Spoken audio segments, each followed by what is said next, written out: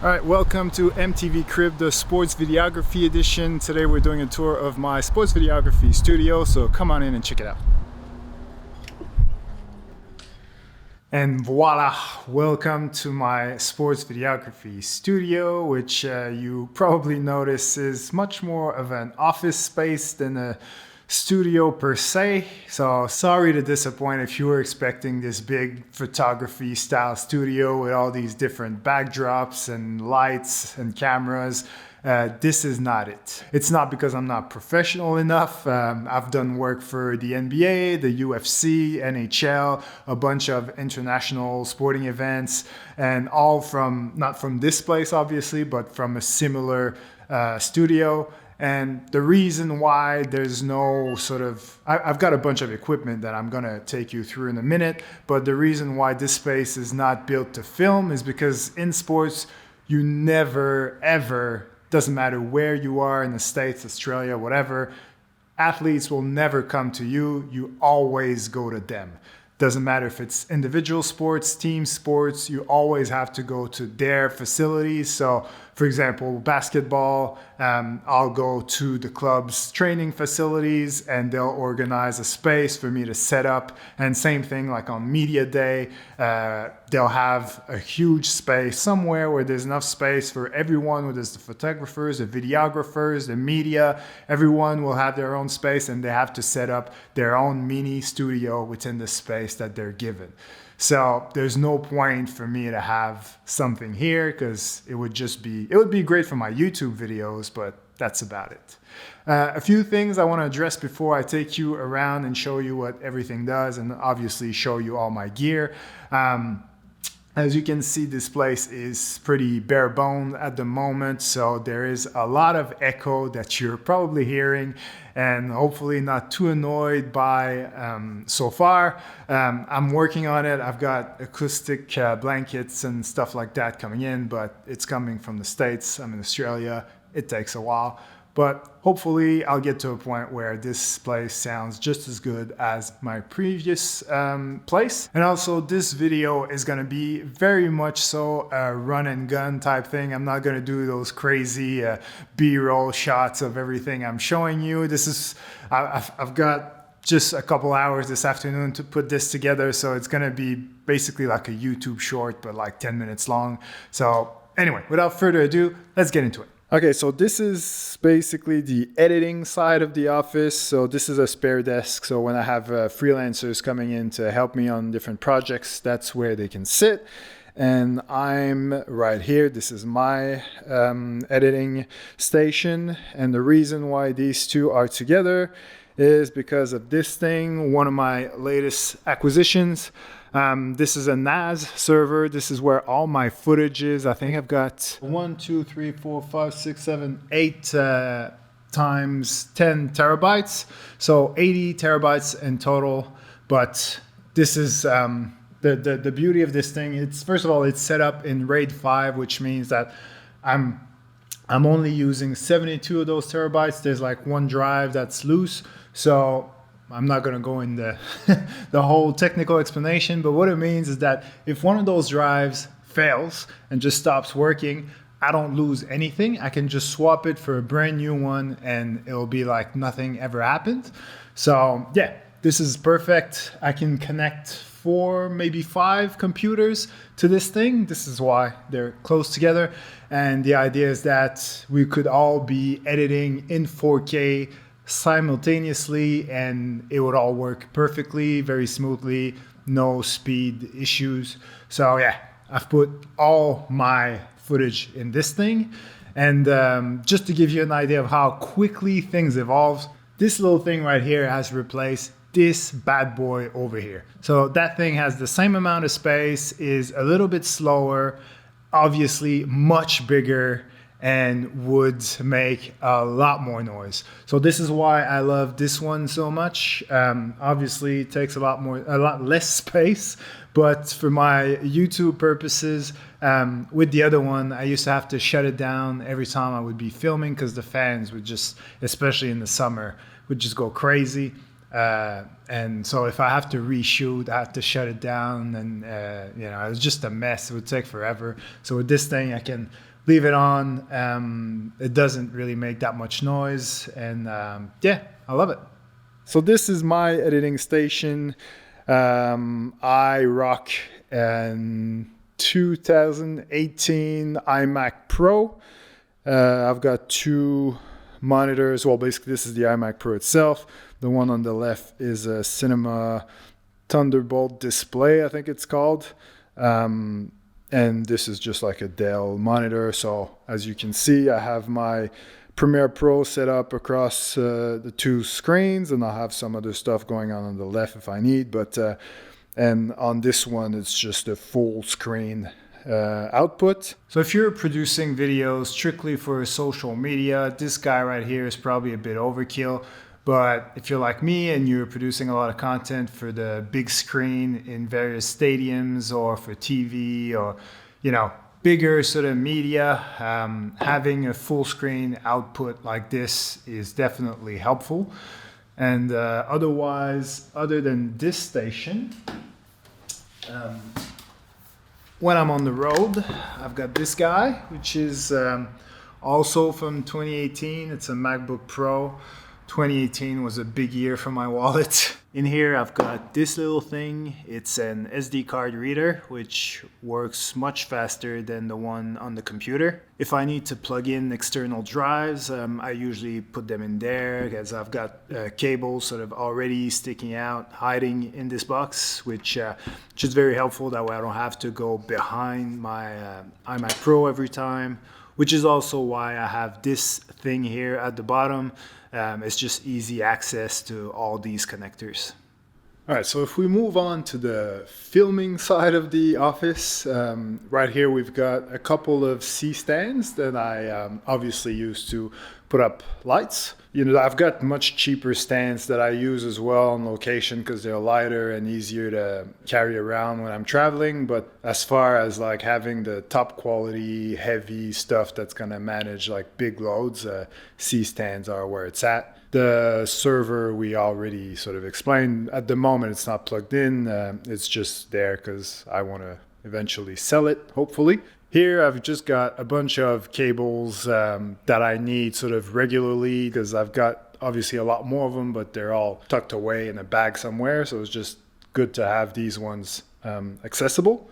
And with this cabinet, the bottom two drawers are all like admin stuff, so I won't show you. But the first one is actually a bunch of accessories, all the small accessories you can think of that can be necessary when you're filming. So a bunch of adapters, batteries, earphones, SD cards, all that good stuff.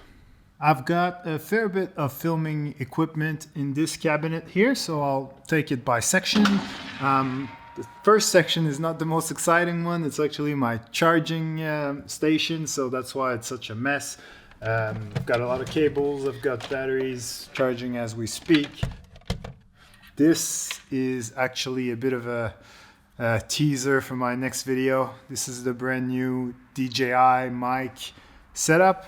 This is meant to replace or be better than the wireless Go 2.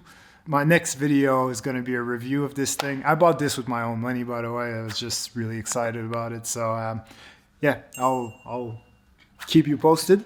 Otherwise, down low, we've got my lights. So I film with these bad boys. I've got 3 of those. They are Godox UL150. I particularly like those because they are silent. So that's why they're so big, because the heat sort of comes out, so they don't need a fan inside. This is very much so a YouTube thing for me again, but yeah, when I'm filming my talking head sort of stuff for YouTube, my lights are quite close to the camera, so if there's a fan in there, it makes a lot of noise that the camera picks up. So yeah, these are perfect. They're daylights. They're basically the equivalent of Aperture 120D, but much cheaper actually, and just as good in my opinion.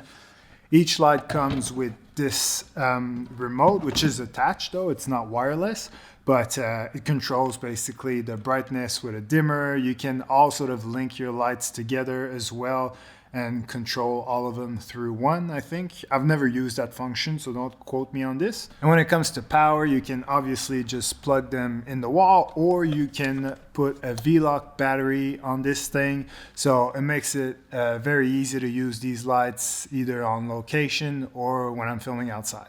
On the other side of the cabinet, first of all, at the top, we've got from left to right a bunch of microphones first. So I've got my Rode NTG3, which is a very good shotgun microphone. I've got a couple of podcasting microphones in those pouches there. Then we got a couple of little accessories. I've got headphones. Also, I've got a bunch of action cameras. There's a GoPro. At the back, there's an Insta360 Go 2. I also have here the Freewell magnetic system. And that box there is just more in these. And in the gray one, I've got an action camera that I reviewed on this channel. I want to say over a couple of years ago now. And in these things, it's just a bunch of SD cards that I don't really use anymore because they're too slow for my new cameras. This is obviously Dead Cat. And now at the bottom, the big gap here on the left is where my camera usually goes, my Sony FX3, but I'm using it to film this. The two lenses are the two Tamron zoom lenses that I made a video about a couple months ago now. I've got the Sony ZV-10, which is in the box at the moment because since I moved, I haven't really taken it out. The box underneath it is a lens that I also reviewed on this channel. A lot of content that I've reviewed in there. I've got another kit of VNDs. This one is the Peter McKinnon Polar Pro Mist Edition. I've got the 2-5, the 6-9, and I really like those. The quality is probably a touch better than the Freewell, but the Freewell are more versatile. They offer more options. So yeah, it just depends on your priority really. Otherwise, I've got a couple of lav mics in here. On the right, we've got a few cases. So the first one is the case for the shotgun microphone that I'm using right now, which is a Deity S-Mic 2S. I quite like it because the quality is really good, and I also like the fact that it's really short. So I'm using it when I'm going to games, when I'm running around through crowds and stuff, so I don't want it to stick out too much. So yeah, that's really the perfect one for me. Otherwise, in the pouch right next to it, it's really a mix and match of like old stuff that I don't really use anymore, but that I keep just in case. A hand microphone, an old shotgun microphone, and my old lapel mic system that also combines with a receiver for the hand mic. And lastly, in the other plastic case, there's a Ninja 2 kit, which I used to use to do some very specific screen recordings. But I haven't used it in years, to be honest, and I never will again because I just bought this brand new Ninja 5 4K recorder. So that's going to be my go-to from now on. And this is where everything else is, basically. This is a makeshift sort of stock room, if you will. So I have a bunch of light stands in here. I also have sandbags. I have these things, which are the water version of a sandbag, because when you're traveling, especially if you're flying, sandbags are quite heavy and difficult to travel with. So these things are very convenient. I also have stands that I use to hold a backdrop, so I use these with my green screen shoots. I also have a black screen as well. I have a few tripods. I've got this rain cover that I just bought recently. I've got this RGB light kit that includes 3 RGB lights. I also have a bunch of diffusion options, so I've got a couple of lanterns and 3 big cone-shaped softboxes. And I think for this room, other than the empty boxes on top, that's pretty much it. So when it comes to especially camera equipment, I think for a business my size and the type of clients that I work for, I really don't have that much gear, and it is very much so by design. I think like a few things happen. Like, first of all, my old office, there was a big water leak. I lost a lot of equipment in there. Got insurance, so that wasn't a big issue. But COVID obviously played its part, and also just the landscape of the sports videography industry. Like when I started, probably 9 years ago in Australia. The teams didn't really have videographers, or if they had, they maybe had one, and it was pretty junior type of role. So they were relying on me heavily to do a lot of day-to-day content once like social media really started picking up. It's not so much the case anymore. They've got teams of videographers a lot of the time, so they don't really need me for the day-to-day. So they need me more for the big picture stuff, the big projects that they do at the beginning of the season, big videos are going to play throughout the season. Or also I work a lot on one-off events like the boxing event that I'm going to this weekend. So all that to say that, I used to have multiple cameras, 15, 20 lenses, all that type of stuff. But these days, I don't really need it that much. I don't need as many people working with me either. Like I used to have a lot more computers because there used to be always 3-4 people working with me. Not the case so much. So the work is still there. It's just different work. And for me, it makes a lot more sense than just have like a basic kit and just rent equipment when I need it, than to just buy it and look at it on the shelf for like 11 months out of 12.